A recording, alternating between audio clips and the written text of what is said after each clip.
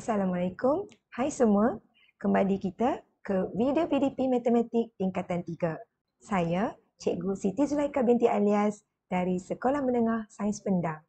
Hari ini kita akan belajar standard pembelajaran 1.2.5 iaitu dalam topik hukum indeks menentukan dan menyatakan hubungan antara indeks pecahan dengan punca kuasa dan kuasa.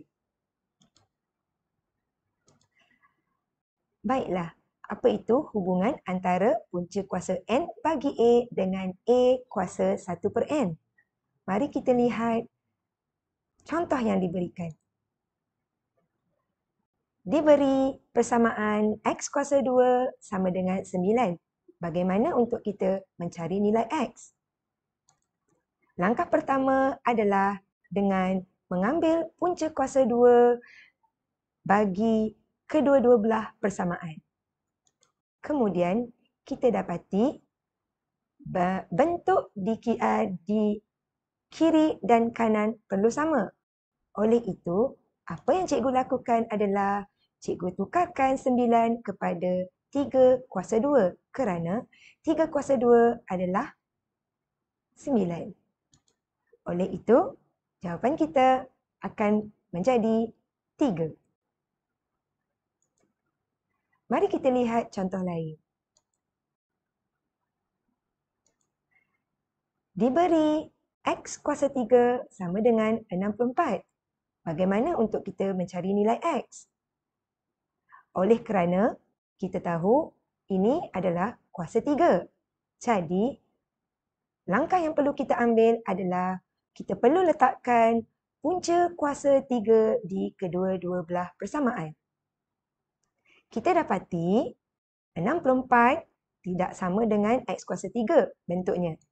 Oleh itu, cikgu tukarkan 64 kepada 4 kuasa 3 kerana 4 kuasa 3 bersamaan 4 darab 4 darab 4 iaitu 64. Oleh kerana kita dapati bentuk sebutan di kiri dan kanan telah sama, kita boleh buat kesimpulan bahawa X sama dengan 4. Okey, berdasarkan dua-dua contoh tadi, kita boleh tentukan dengan indeks yang dikuasakan dengan nilai salingan. Tetapi, apakah itu salingan?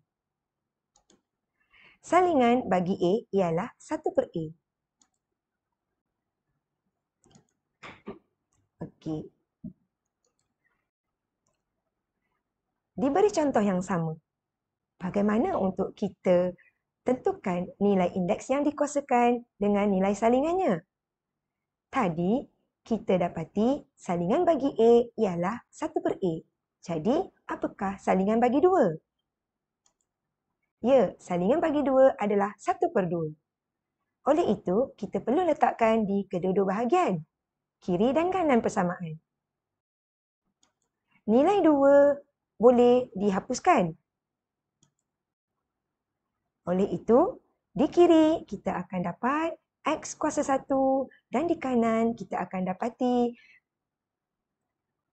9 1/2 yang mana cikgu tukarkan kepada 3 kuasa 2 1/2. Kenapa? Cuba imbas kembali. Ya, 9 ialah 3 darab 3 iaitu 3 kuasa 2. Yang mana kita boleh hapuskan kuasa 2 dan penyebut 2. Oleh itu, kita dapat X sama dengan 3. Mari kita cuba lagi satu soalan. Okey, X sama dengan 3, X kuasa 3 sama dengan 64. Apa yang perlu kita letak? Bagus. 1/3 salingan bagi 3. Jadi, X kuasa 3, 1/3 sama dengan 64 kuasa 1/3. Jadi, apa yang perlu kita buat selepas ini? Ya, kita perlu hapuskan 3 dengan penyebut 3. Selepas tu,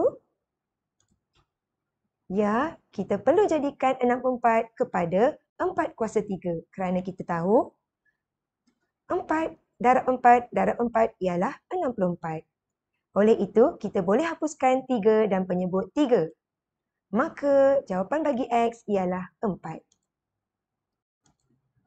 Daripada dua kaedah penyelesaian tadi, dalam menentukan nilai X, kita dapati bahawa punca kuasa 2 bagi X sama dengan X kuasa 1/2.